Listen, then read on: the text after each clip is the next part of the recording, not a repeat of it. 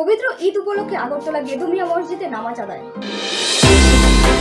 পবিত্র রমজান শেষে এলো খুশির ঈদ। বৃহস্পতিবার সারা দেশের সঙ্গে ছোট্ট পার্বত্য ত্রিপুরা রাজ্য উদযাপন হচ্ছে ঈদ উল ফিতর।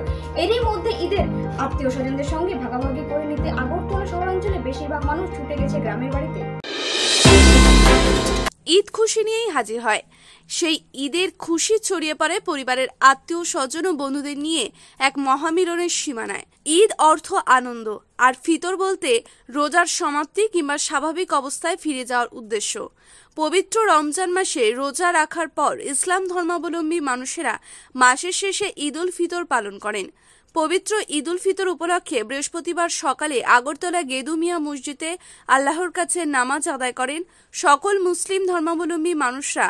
ঈদের এই আনন্দ সকল মুসলিম ধর্মাবলম্বী মানুষের সাথে ভাগ করে নিলেন ত্রিপুরার সংখ্যালঘু কল্যাণ দপ্তরের মন্ত্রী শুক্লাচরণ নোয়াতিয়া। ত্রিপুরা থেকে বিক্রম কর্মকারের রিপোর্ট, এক্সটিভি বাংলা।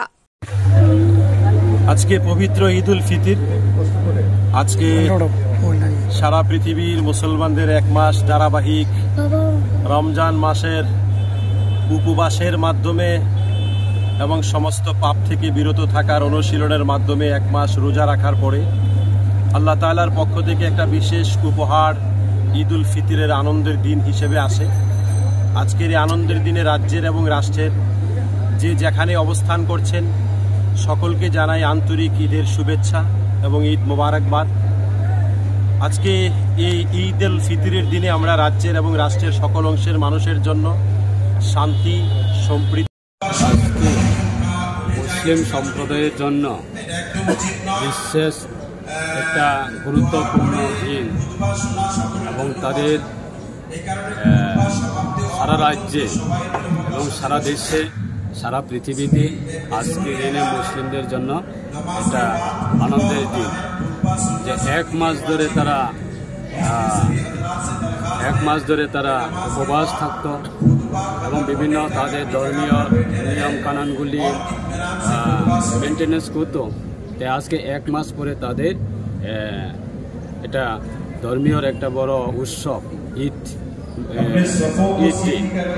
সেটাকে কেন্দ্র করে আজকে আমি এই আগরতলা এলাকাতে আমাদের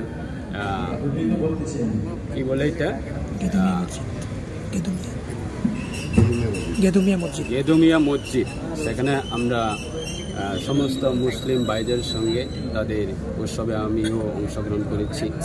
এই সেখানে থেকে আমি সবাইকে বার্তা দেওয়ার জন্য চেষ্টা করছি যে আমাদের সরকার সবার জন্য থাকে, সবার সঙ্গে থাকে এবং সবার পাশে থাকার জন্য চেষ্টা করি এবং দেশের প্রধানমন্ত্রী ওনার মানসিকতাও সেরকম এবং আমাদের রাজ্যের সরকারের মাননীয় মুখ্যমন্ত্রী প্রফেসর ডক্টর মানিক সাহা মহোদয়ের নেতৃত্বে আজকে সারা রাজ্যে আমাদের প্রত্যেকটা সম্প্রদায়, প্রত্যেকটা ধর্মীয় যারা লোক আছে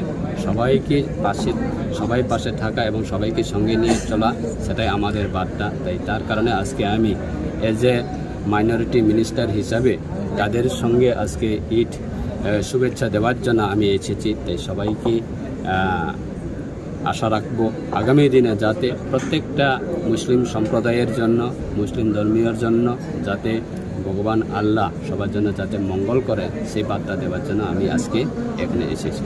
থ্যাংক ইউ।